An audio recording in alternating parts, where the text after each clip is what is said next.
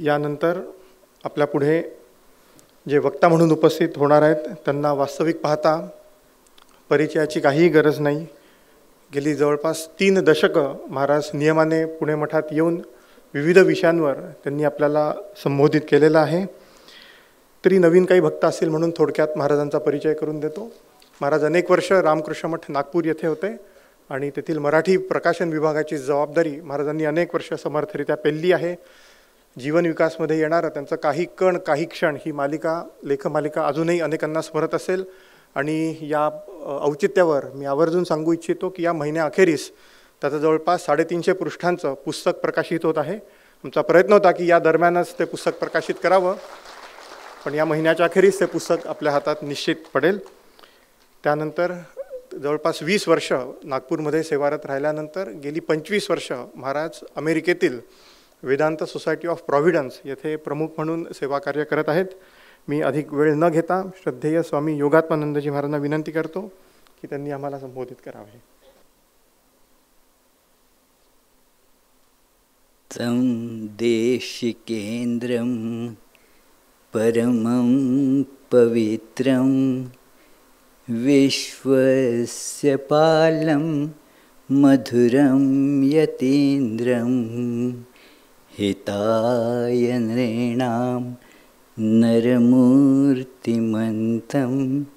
विवेक आनन्दमहं नमामि. मंचाधिष्ठित श्रद्धेय स्वामी विश्वात्मानंदजी, माझे अन्य सहकारी वक्ता स्वामी प्रपत्यानंद आणि स्वामी जपसिद्धानंद, या रामकृष्ण मठ पुणेचे प्रमुख स्वामी श्रीकांतानंदजी, इथे श्रोत्यांमध्ये बसलेले सर्व जे ज्येष्ठ स्वामीजी आहेत त्यांना माझे प्रणाम आणि इतरांना माझं प्रेमपूर्वक वंदन. येथील शारदा मठाच्या संन्यासिनी आणि ब्रह्मचारिणी ज्या इथे उपस्थित आहेत त्यांनाही माझे नमस्कार आणि सर्व उपस्थित बंधू भगिनींनाही माझे अभिवादन. हा एक फार महत्त्वाचा शुभ दिन आहे. पूज्य स्वामी निरंजनानंदांचा हा जन्मदिवस आहे आणि शिवाय भारतात अनेक ठिकाणी राखी पौर्णिमा म्हणूनही हा पाळला जातो. या दिवशी या अतिशय महत्त्वाच्या अशा शैक्षणिक सांस्कृतिक संस्थेचं उद्घाटन होत आहे. तसं ह्या संस्थेच्याद्वारे जे कार्य केलं जात होतं म्हणजे आधी केलं जात होतं, आता फक्त एक ती संस्था म्हणून आता ती गोष्ट वेगळी उभी राहिलेली आहे. मी इथे पुण्याच्या मठात बरेच वर्षापासून येत आहे. मला सांगितलं, आत्ताच आपण ऐकलं की गेली 3 दशकं आणखीन एक दशक त्याच्यामध्ये ॲड करावं लागेल, जोडावं लागेल. माझ्या हिशेबाप्रमाणे 1985 पासून आत्तापर्यंत म्हणजे किती दशकं झाली? 4. तर असो, तर मी बघतोय की हळूहळू नाना प्रकारच्या अशा शैक्षणिक आणि सांस्कृतिक उपक्रमांचं इथे आयोजन होत आहे. क्रमशः ते वाढत जात आहे आणि म्हणून आता तेच एकत्रित करून आता एका वेगळ्या संस्थेच्या रूपाने ते तयार करण्याचा निर्णय एक प्रकारचा धाडसी कल्पक असा निर्णय स्वामी श्रीकांतानंदजींनी घेतला आणि आपल्या धडाडीनं तो पुढे नेला, पूर्णत्वास नेला. श्रीकांतानंदांची कार्याची पद्धत ही अतिशय वाखाणण्याजोगी आहे आणि आपल्या सगळ्यांना एक त्याच्यातून विशेष संदेश पण मिळत आहे. ते कसं की मागे राहतात, फारसे इकडे तिकडे समोर पुढे पुढे करण्याची त्यांची वृत्ती नाही. फार उड्या मारून काहीतरी करायचं, उगीचंच धावाधाव करायची असा प्रकार नाही. अगदी संयमाने लोकांशी मनमिळाऊपणे बोलून, त्यांना कामं वाटून देऊन आणि स्वतः अगदी शांतपणे राहणं आणि त्यातून सगळी कामं सिद्ध करून घेणं, हे त्यांचं एक महत्त्वाचं स्वभाव वैशिष्ट्य आहे. स्वामी विवेकानंदांनी जे कर्मयोगाबद्दल म्हटलं होतं की शांत प्रकृतीचा मनुष्यच खरोखर कार्य चांगलं करू शकतो. जो उगाचच खूप धावाधाव करतो त्याच्याकडनं काही फारसं कार्य वास्तविक होत नाही, कारण सगळी शक्ती ही उगाचच आरडाओरडा करण्यात, धावाधाव करण्यात नष्ट होते. आता याचं उदाहरण आपल्याला बघायचं असेल तर बघा, ही संस्था आणि इतरही त्यांनी त्यांच्या नेतृत्वाखाली इथे जी अनेक कार्य क्रमशः उभी राहिली आणि संचालित झाली. बघा कशी की काही गाजावाजा न करता ते कार्य पुढे जात राहिलं. तर म्हणून हा एक आपण म्हणू की त्यांनी जी इतकी कार्य उभी केली त्यात हा एक मानाचा शिरपेच खोवला गेलेला आहे. आणि ह्यातून पुढे कितीतरी पिढ्यांना मार्गदर्शन आणि मोठं सहाय्य लाभणार आहे. कशासाठी? आजच्या चर्चेचा विषय आहे की स्वामी विवेकानंद हे मनुष्यातील दिव्यत्वाचे उद्गाते असा विषय आहे चर्चेचा. हे विवेकानंद हे त्यांचं कार्य काय होतं? एका निवेदितांना लिहिलेल्या पत्रात ते म्हणतात की माझ्या जीवनाचं ध्येय अगदी थोड्या शब्दात मांडलं जाऊ शकतं, आणि ते म्हणजे प्रत्येक व्यक्तीला त्याच्या अंतर्निहित दिव्यत्वाची जाणीव करून देणे व जीवनातील प्रत्येक कार्यात ते कसं अभिव्यक्त करायचं याबद्दल मार्गदर्शन करणे. हेच त्यांच्या जीवनाचं मुख्य किंवा असं म्हटलं तर एकमेव कार्य आहे की आपल्यापैकी प्रत्येकात हे दिव्यत्व निहित आहे. आपण भगवत स्वरूप आहोत. ते काही आपल्याला भगवत स्वरूप बाहेरनं ॲमेझॉन किंवा कुठनं ऑर्डर देऊन बोलवायचं नाही आहे. ते आपल्यात मूलतःच अवस्थित आहे. या मूलतःच आपल्यात अवस्थित असलेल्या दिव्यत्वाचा आता आविष्कार करायचा आहे. कारण ते आहे, पण जर बाहेर प्रगट नाही झालं तर त्याचा काही उपयोग नाही. म्हणून ते प्रगट झालं पाहिजे. एरवी माझ्या बँकेच्या खात्यात खूप पैसे आहेत, पण ते काही माझ्या हातात नाहीत आणि ते त्याचा उपयोग करण्यासाठी माझ्याजवळ काही दुसरं साधनही नाही आहे. त्याच्यामुळे ते जरी असले तरी त्याचा काही मला उपयोग होणं शक्य नाही आहे. म्हणून आपल्या आतमधलं जे दिव्यत्व आहे ते जेव्हा आपल्या कार्यात प्रगटित होतं तेव्हाच मग आपल्या जीवनातलं दुःख, दैन्य सगळं दूर होऊ शकतं. एरवी ते शक्य होणार नाही. हे आपल्याला शिकावं लागतं. हे इतकं आपोआप घडतं असं नाही. त्याच्यासाठीच खूप प्रयत्न करावे लागतात. आणि ह्याचंच एक नाव देता येईल ह्याला की संस्कृती. की ह्याच्याबद्दल मी एक घटना सांगतो. स्वामी विवेकानंद आणि त्यांचे शिष्य शरदचंद्र चक्रवर्ती त्यांच्या वार्तालापातली. मी अगदी त्यांचे नेमके शब्द इथे उद्धृत करीत नाही, पण शरदचंद्र चक्रवर्तींचा असा आशय होता की अरे शास्त्राने काय की सांगितलेलं आहे की सगळं सोडून आपण मुक्ती प्राप्त करण्यासाठी म्हणून धडपड केली पाहिजे.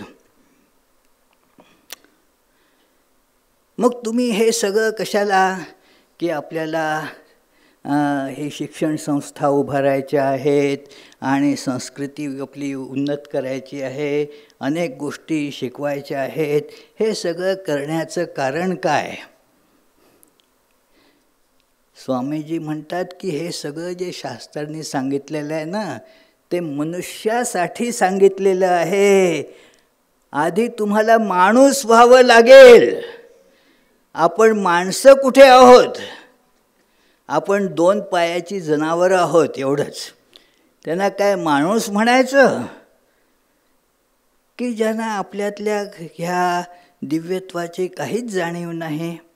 आपण आपल्या जीवनाला उन्नत केलं पाहिजे त्या दिशेनं अशी काही प्रवृत्तीच मुळे निर्माण होत नाही.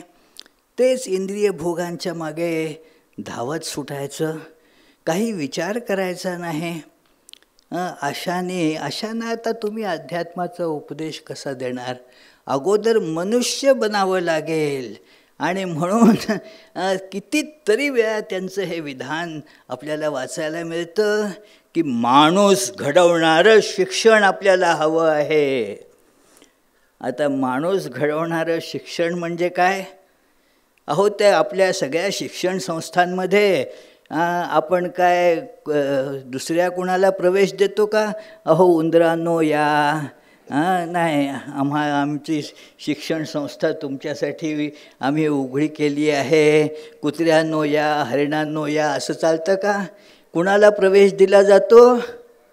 माणसांनाच प्रवेश दिला जातो. तर मग आता आणखीन माणूस घडवणारं शिक्षण म्हणजे काय? अहो, आपण आकारानं माणसं आहोत. हो, आकारानं माणसं आहोत, परंतु आपल्या जाणीवेनं, आपल्या कृतीनं काही आपण माणसासारखं वागत नाही. तर आपल्याला माणसासारखं वागायला, माणसासारखं आचरण करायला, माणसासारखं पुढे जायला जीवनात शिकावं लागणार आहे. आणि ह्याच्यासाठी संस्कृतीची आवश्यकता आहे. तर आपल्याला मी थोडंसं ह्याच्यावरती चिंतन करतो आता की मनुष्य म्हणजे काय बरं? तर एक आपल्या सगळ्यांच्या पुष्कळसं परिचयाचं असं एक ह्याच्याबद्दल एक उदाहरण घेतो शास्त्रातलं की कुंडलिनी जागरण. घाबरून जाऊ नका. हा काही जरी एक असा टेक्निकल वाटणारा शब्द असला तरी खूप साधारण असा त्याचा त्या पद्धतीने त्याला समजावून सांगितलं जाऊ शकतं की बघा, आपल्या या जाणीवेमध्ये हळूहळू उच्चतर परिवर्तन आणलं पाहिजे. जगात सगळंच काही चैतन्याने व्याप्त आहे, खरं आहे. म्हणजे ह्या खुर्चीतसुद्धा चेतन तत्व आहेच, या मायक्रोफोन्समध्ये आहे, ह्या पोडियममध्ये आहे, सगळीकडेच चेतन तत्व सोडून आणखी काहीच नाही. पण ह्या चैतन्याचा आविष्कार सगळीकडे काही एकसारखा बघायला मिळत नाही. सगळ्यामध्येच जीव आहे असं समजायचं कारण नाही की काही गोष्टी निर्जीव आहेत. पहा, श्रीरामकृष्णांना आणि ज्यांची अवस्था उन्नत झालेली आहे त्यांना ह्या सगळ्यांमध्ये जीवन दिसत होतं, कारण ते आहे म्हणूनच दिसत होतं. त्या सगळ्यांमध्ये जीव विद्यमान आहेच, आपल्याला दिसत नाही, कळत नाही, एवढंच. आता आपल्याला या दह्यात जे जंतू वळवळत असतात ते दिसतात का? दिसत असले तर कोणी दही खाल्लं असतं का? नाही. का बरं आपण आवडीनं खातो? कारण आपल्याला ते दिसत नाहीत म्हणून. पण दिसत नाही म्हणून ते नाही आहेत का? डोळ्याला सूक्ष्मदर्शक यंत्र लावा आणि बघा की तुम्हाला ते सगळे जंतू तिथे दिसतील. म्हणजे करा असं म्हणत नाही मी, कारण मग तुम्हाला दही खायची इच्छा नाही होणार. आमच्याकडे एक लहान मुलगा, तो आधी छान असा तामिळ मुलगा आहे, तर त्याला काय आधी चांगला दही भात वगैरे खायचा. त्यांचं आता असं असतं की दही भात खाल्ल्याशिवाय जेवण होत नाही. ते खायलाच पाहिजे, त्याच्याशिवाय जेवण पूर्ण होत नाही. बाकी काही तुम्ही त्यांना पुरणपोळी द्या, काही द्या, पण नाही, शेवटी दही भात हा पाहिजेच. तर तो मुलगा छान खायचा. पण मग त्याच्या त्या लहान त्या शाळेमध्ये सांगितलं त्याला की अरे दह्यामध्ये पण असे सगळे किडे जंतू वगैरे असतात. तेव्हापासून मग आता त्याला दह्याबद्दल इतकी नावड निर्माण झाली की बिलकुल खात नाही. तर म्हणून तुम्ही ते बघायला गेलं पाहिजे असं नाही, पण असतात जंतू, आपण वाचलेलं आहे, आपल्याला त्याची जाणीव आहे. तर पण ते आपल्या डोळ्यांना दिसत नाहीत म्हणून ते आपण नाही असं म्हणायचं का? आहेत, आपल्याला दिसत नाही. तसंच ह्या सगळ्या गोष्टींमध्ये जे जीवत्व आहे, त्या सगळ्या गोष्टी जिवंतच आहेत, पण त्यातलं जीवन आपल्याला समजत नाही एवढंच. बघा माताजी आणि श्रीरामकृष्ण त्यांच्या जीवनामध्ये याचे कितीतरी उदाहरणं आहेत की त्यांना त्यातलं सगळ्यातलं जीवत्व जाणवत होतं. म्हणून श्रीरामकृष्णांना नीट शर्टाची बटणं लावताना त्रास होत असे, कारण असं त्या बटणाला असं तोडायचं, फिरवायचं वगैरे वगैरे, फार त्यांना वाटायचं की त्यांना आपण दुःख देत आहोत, कारण त्यातलं जीवत्व त्यांच्या लक्षात येत होतं, आपल्या लक्षात येत नाही. तर सांगायचं तात्पर्य इथे असं की त्या सगळ्यातलं जीवत्व आहेच, त्या सगळ्यातही चैतन्य आहेच, परंतु ते चैतन्य कसं की फारशी काही त्याच्यात चैतन्याची किंवा परमेश्वराच्या तत्वाची अभिव्यक्ती तेवढी सापडत नाही, इतकंच. आणि म्हणून ते सगळं दाखवलं जातं कुठे की कुंडलिनी तिथे आपल्या ह्या जणू विसर्ग इंद्रियाच्या ठिकाणी आहे. म्हणजे सगळं इतकी काही जडता आहे त्याच्यामध्ये की काही त्याच्यात चैतन्याचं जणू काही अजिबात आविष्कार नाही.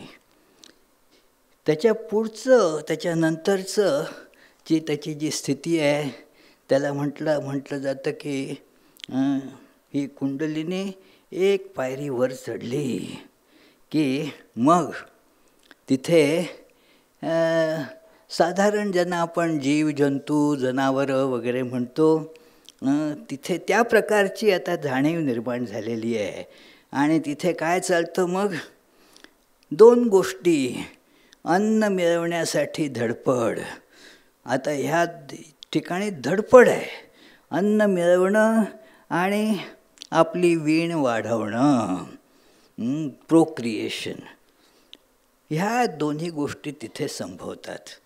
म्हणून दिसतं आपल्याला की सगळी जनावरं, सगळे पशु पक्षी ह्याच्यासाठी प्रयत्नरत असतात की अन्न मिळवा खायसाठी. आणि ह्या गोष्टी आता मनुष्यसुद्धा तसं बघितलं तर जनावरच आहे, तर त्यालासुद्धा लागू पडतातच. पण आणखीन एक गोष्ट मनुष्यात दिसून येते आणि तिथे मग ही कुंडलिनी जणू पुढच्या पातळीवर, म्हणजे आपल्या बिंबीच्या पातळीवरती जळून चढलेली आहेत. ही सगळी म्हणजे काय, ज्याला म्हणतात की सांकेतिक वर्णन आहेत. बरं, असं समजू नका की ती बेंबी कापली तर तिकडे निघेल, असं काही नाही. असं समज करून घेऊ नका की चला कुंडलिनीला आपण कापून असं बाहेर काढू, नाही.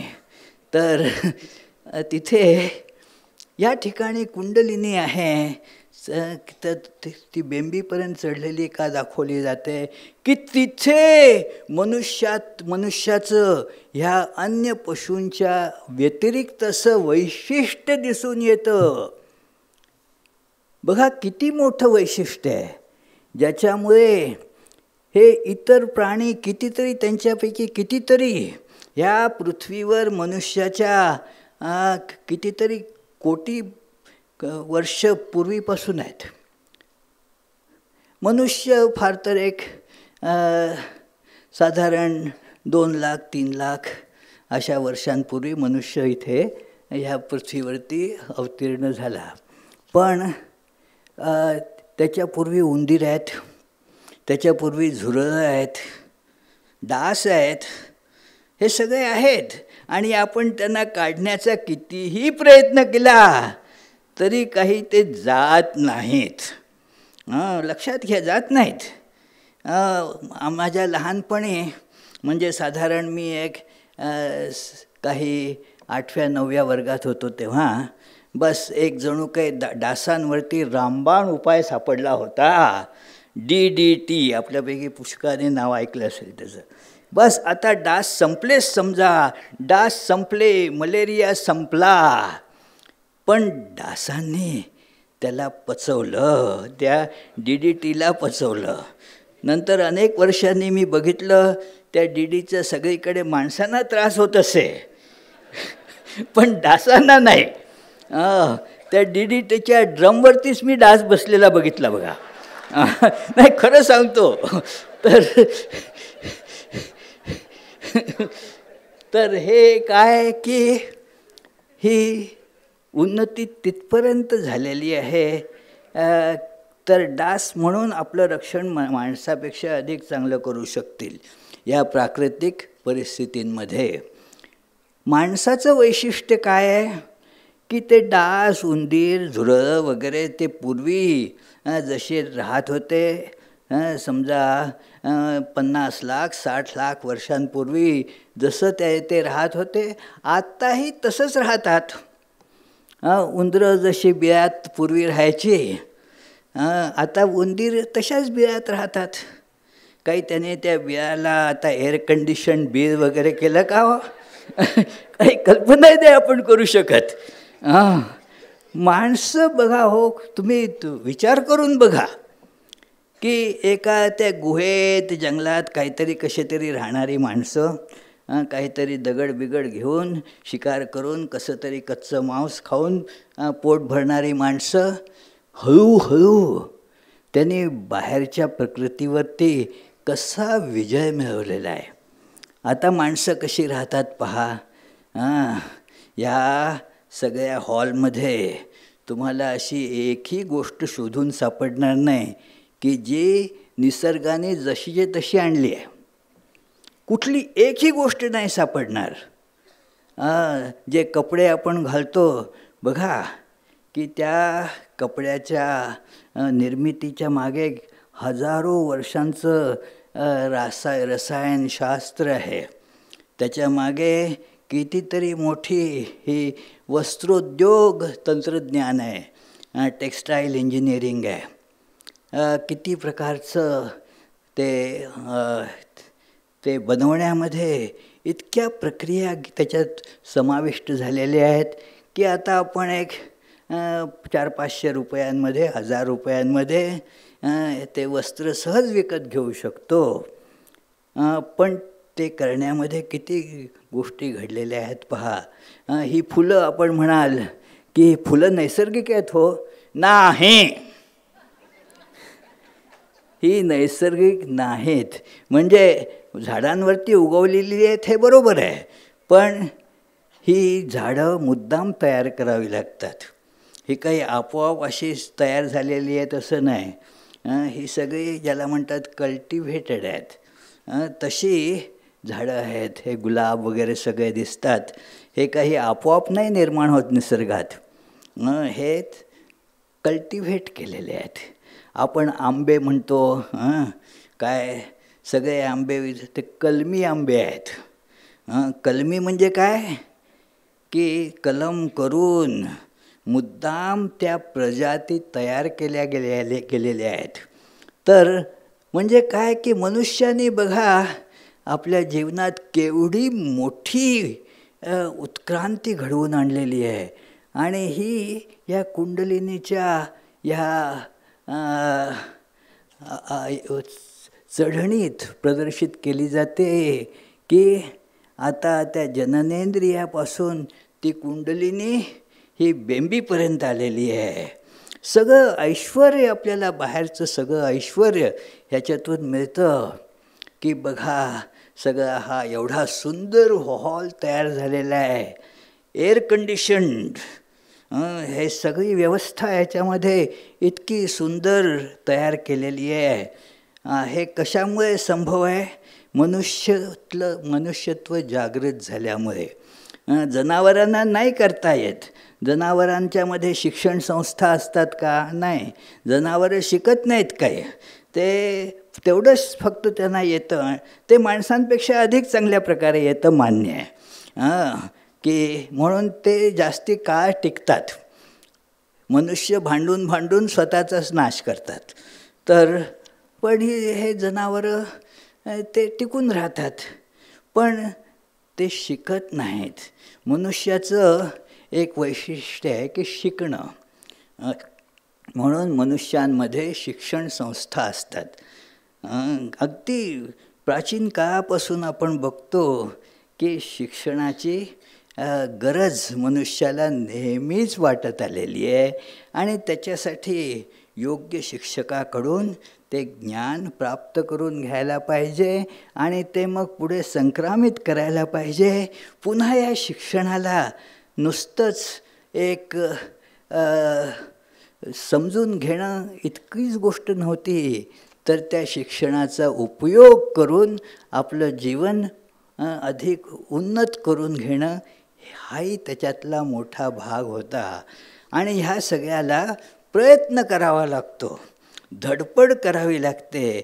हे आपोआप होणारं नाही. आपण संस्कृती शब्द वापरला, त्या संस्कृती शब्दाचा जो मूळ आहे, धातू आहे त्याच्यामध्ये, तो आहे कृती. कृतीपासून संस्कृती असा शब्द तयार होतो. म्हणजे ही कृती आपण करतो. हे सगळीच माणसं कृती करत असतात.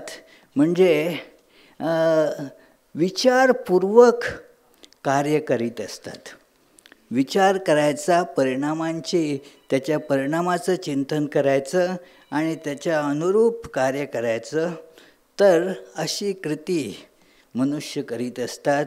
आणि म्हणूनच आपल्या शास्त्रांमध्ये मनुष्य जन्माला कर्मयोनी म्हटलेलं आहे. इतर जे सगळे प्राणी आहेत त्यांना भोगयोनी अशी संज्ञा आहे, कारण त्यांच्यामध्ये विचारशक्ती नाही आहे. ते विचार करून त्याच्या अनुरूप कर्म करू शकत नाहीत. त्यांचं जीवन हे स्वाभाविक प्रेरणांनी इन्स्टिंक्टिव्हली संचालित होणारं जीवन आहे. तुम्ही अशी कल्पना करू शकता का की एखाद्या मांजराच्या समोर एक उंदीर आला, तर ते मांजर आता विचार करेल का की ह्याला खावं की खाऊ नये? एखादी बैठक वगैरे घेईल का की चला उंदराला खावं की खाऊ नये याच्यावरती एखादा कॉन्फरन्स अरेंज केली जाईल का मांजरांची?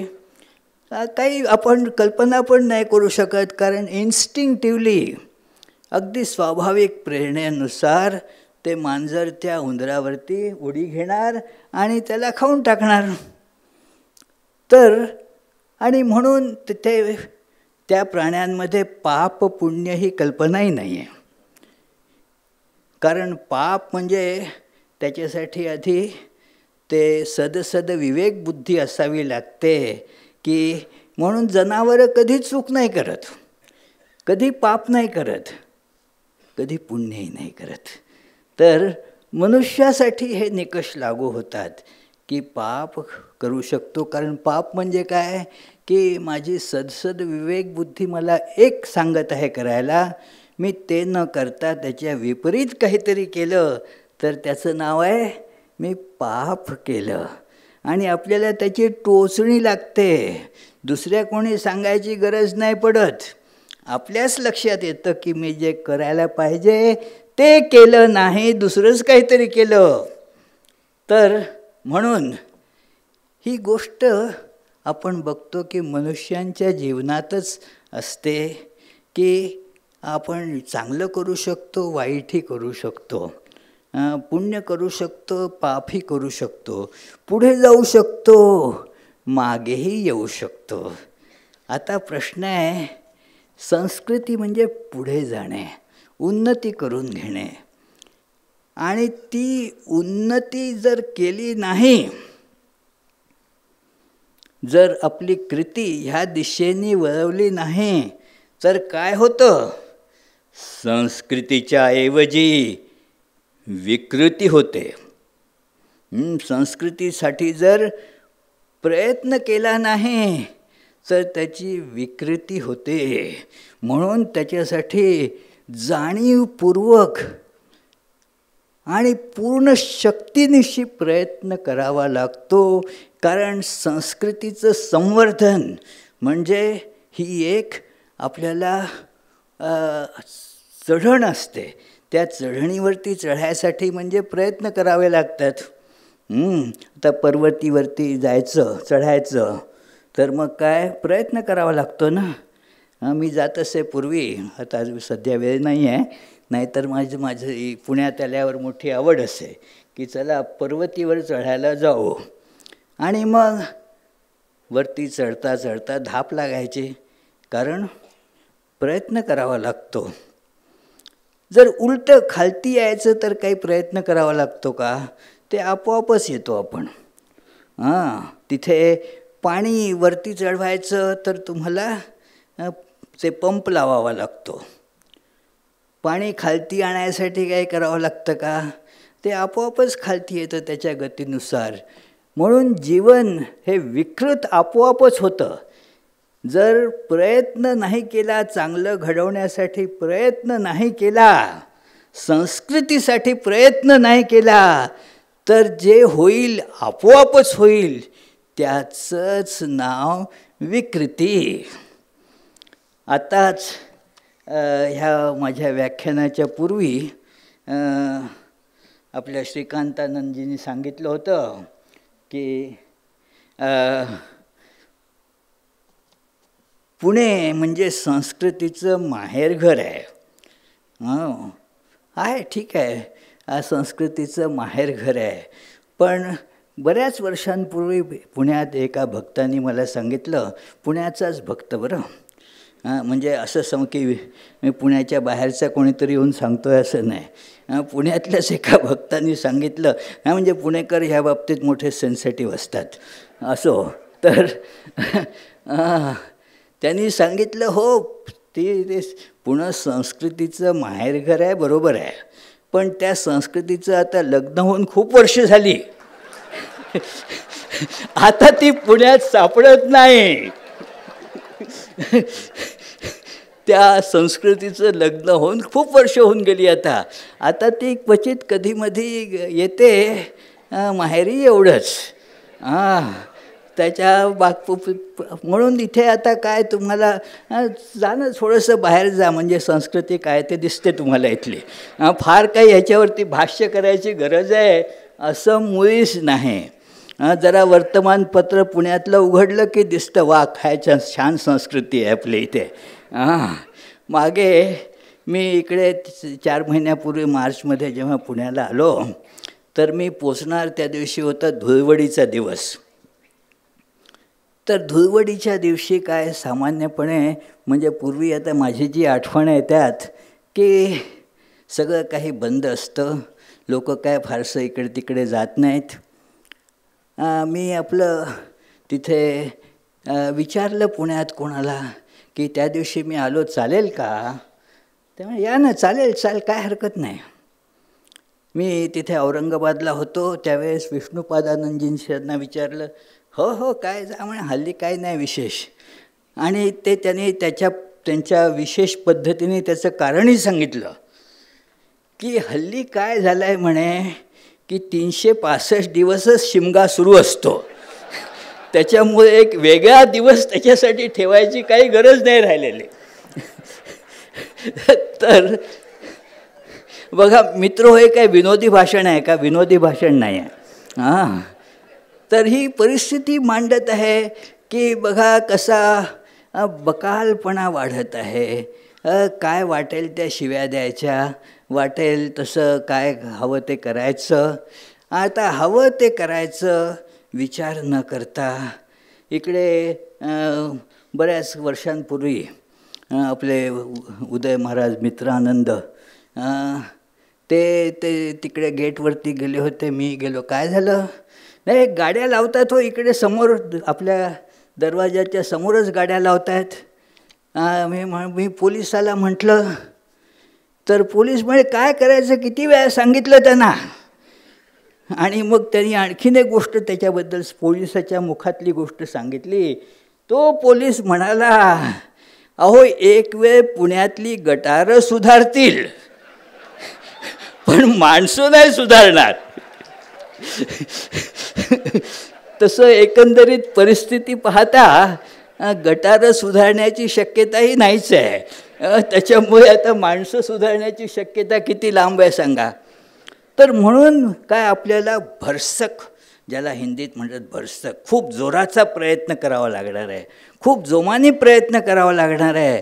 कारण आपल्याला पुढे जायचं आहे. ही अशी परिस्थिती आहे, ठीक आहे, पण परिस्थिती कशी असली तरी निराश होता कामा नये. आपण जोमाने पुढे जायला पाहिजे. आणि अशा प्रकारच्या ह्या संस्थेचं जिथे आपल्याला ही संस्कृती संवर्धन मिळेल, आध्यात्मिक जीवन ही पुढची गोष्ट आहे. जेव्हा ही कुंडलिनी आपल्या हृदयापर्यंत चढेल तेव्हा मग ह्याची जाणीव होऊ शकते की मी कोण आहे, माझं स्वरूप काय आहे, हे जग म्हणजे काय आहे. अशा आध्यात्मिक चिंतनाचा प्रारंभ त्या अवस्थेत होऊ शकतो. पण आधी त्याच्यासाठी काय व्हायला पाहिजे? माणूस. माणूस म्हणजे नुसतं स्ट्रक्चरली मनुष्य नव्हे, फंक्शनली मनुष्य पाहिजे. स्ट्रक्चरली मनुष्य आणि फंक्शनली जनावर, अशी सध्या स्थिती असली तर मग त्याचा काही उपयोग नाही. आपण हे आपल्यातलं मनुष्यत्व जागवायचं आहे. हे मनुष्यत्व जागवणं ही आध्यात्मिकतेसाठी ही एक पायाभूत आवश्यकता आहे. आणि म्हणून अशा ह्या संस्थेची आवश्यकता खूप खूप मोठी आहे की ज्याच्यामुळे आपल्या जीवनाला हे वळण लागेल की हो, मी मनुष्य असल्यामुळे मला आता जीवनामध्ये ह्या उच्च गोष्टी बाणवाव्या लागतील. पहा, तिथे विकास होतो. ज्ञान, विज्ञान, संस्कृती, कला, ह्या सगळ्या गुणांचा विकास तिथे होतो. विवेकानंदाने त्याच्यावरती कितीतरी छान विचार मांडलेले आहेत की जीवनामध्ये ज्याला म्हणतात कला, संगीत. म्हणून आपण इथे बघता संगीत कलेचं आहे की चित्र लावलेली आहेत. बाहेरच नटराजाची मोठी मूर्ती लावलेली आहे. का बरं? ह्या सगळ्या प्रतिकात्मक गोष्टी आहेत की ह्या ठिकाणी कलेला प्रोत्साहन दिलं जाईल. नाना प्रकारच्या कला असतात. तिथे आपण बघतो की ही मनुष्याची निर्मिती आहे. कोकिळेचा आवाज स्वाभाविकच गोड असतो, परंतु आणि काही पक्षी हे जसं कोणी काही म्हणेल किंवा जसा आवाज येईल अगदी त्याच सुरात आवाज काढू शकतात. पण त्याला काही संगीत म्हणता येत नाही. संगीत माणसासाठी, संगीत ही एक फार मोठी उन्नतीकर अशी कला आहे. त्याची उन्नती घडली पाहिजे. आपल्या जीवनाच्या उन्नतीत त्याचं एक मोठं योगदान आहे की ते केलं पाहिजे. कितीतरी शास्त्र आहेत, त्यांचं शिक्षण चांगल्या प्रकारे घेतलं पाहिजे की व्यावहारिक स्तरावरती त्याचा आपल्याला उपयोग करता येऊ शकतो. ही गोष्ट सगळी मोठी व्यावहारिक स्तरावरती ही आणायला पाहिजे की आपण पुढे जावं. आपल्या समोर कितीतरी गोष्टी, कितीतरी मार्ग उपलब्ध आहेत. त्या मार्गाने पुढे जायला पाहिजे. आपल्यातलं दिव्यत्व हे आपल्याला प्रगट करायचं आहे.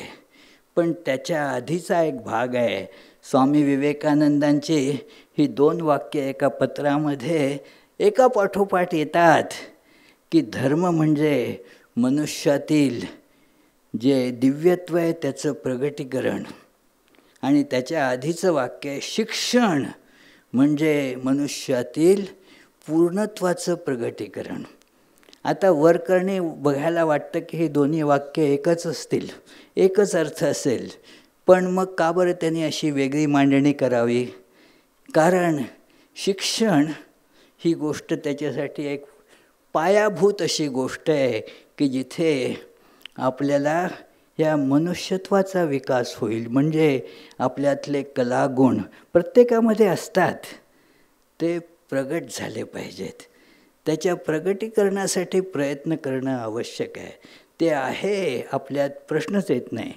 एक आम्हाला छान लहानपणी कविता होती रेव्हरंड नारायण वामन टिळकांची की एखादा विद्यार्थी म्हणजे कसा असतो. तर ते म्हणतात तिथे की रेणूहुनी अतिसूक्ष्म बियात राही, विस्तीर्ण पिप्पल जया समवृक्ष नाही.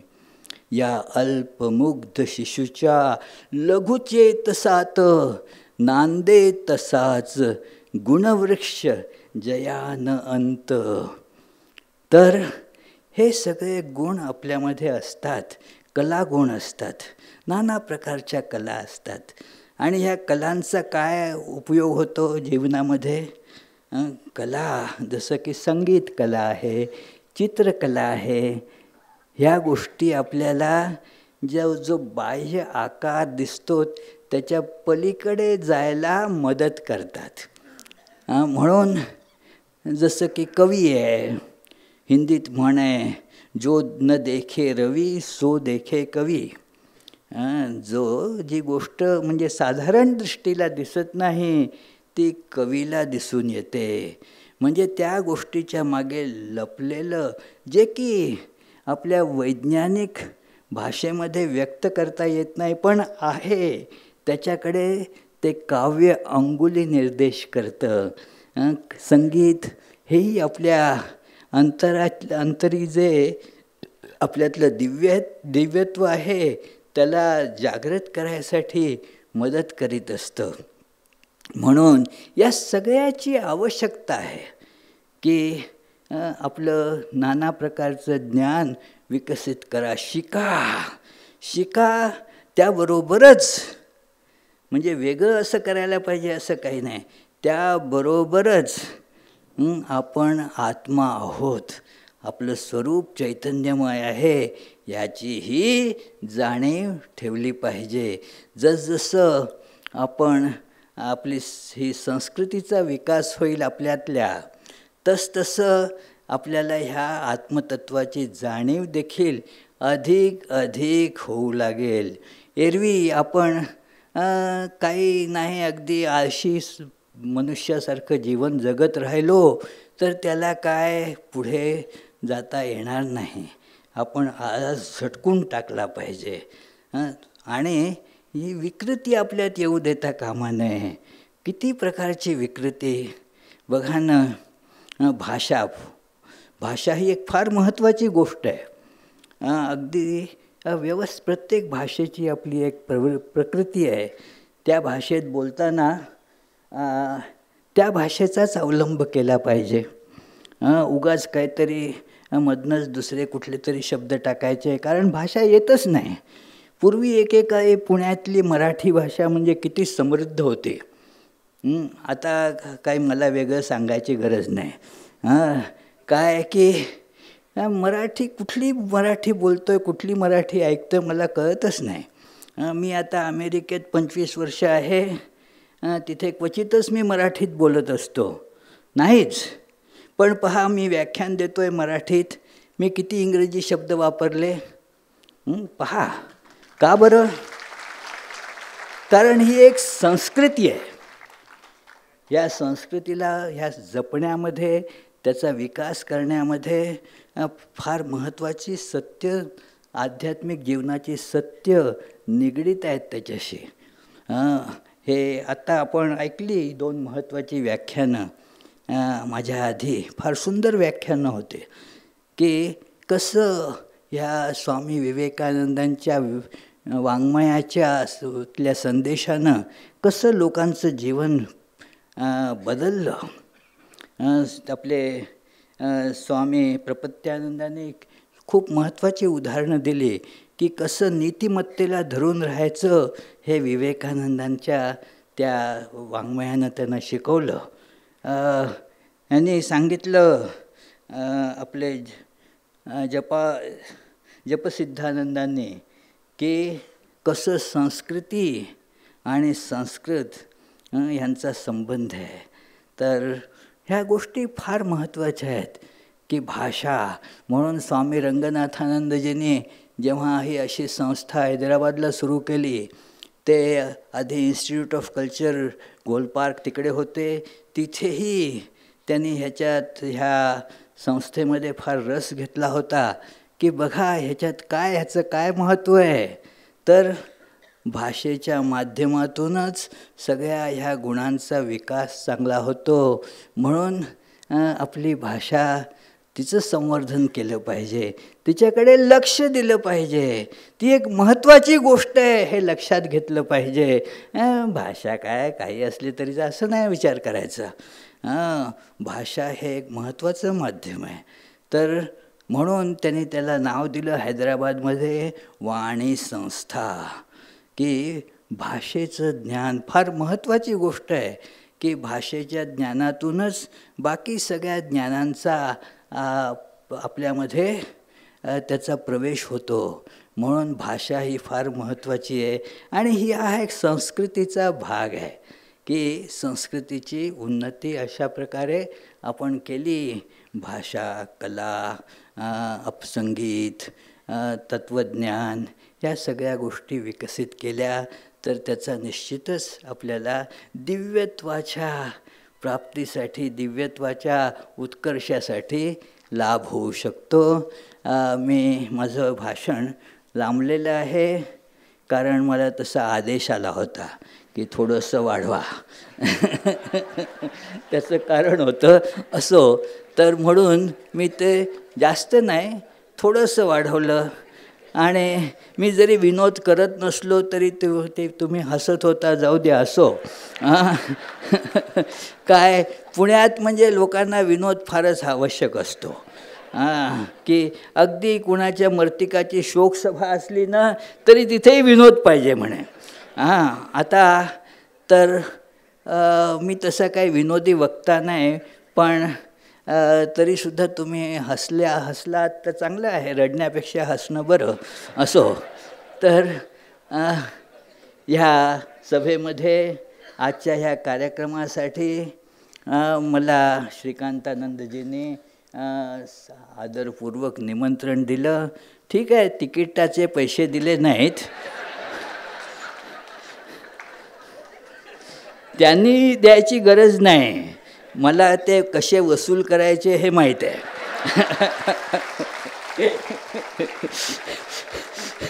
तर आणि माझा लाभ फार मोठा आहे की ते जे काही तिकिटाचे पैसे असतील त्याच्यापेक्षा फार मोठा लाभ मला आपले परमपूज्य प्रेसिडेंट महाराज त्यांच्या दर्शनाने मिळणार आहे, त्यांच्या आशीर्वचनाने मिळणार आहे.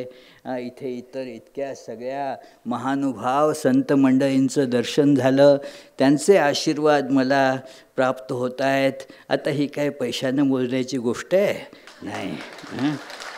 तुम्हा सगळ्या या भक्तांचं दर्शन होतं, ही काय आता याची कशी किंमत करणार आपण. तर मित्र हो, त्यांच्या निमंत्रणाचा मला म्हणूनच मी स्वीकार केला. त्याने दिल्याबरोबर विशेष करून प्रेसिडेंट महाराज येणार आहेत म्हटल्यावर मी नक्की ठरवलं की आपण जाऊच म्हणून. तर खूप खूप धन्यवाद महाराज. आणि सर्व साधू मंडळींना, संन्यासी मंडळींनाही माझा प्रणाम आणि धन्यवाद. आपल्या ह्या सर्व भक्त मंडळींना पुष्कळसे परिचित आहेत, पुष्कळसे अपरिचित आहेत, त्या सगळ्यांनाही माझे प्रणाम, धन्यवाद.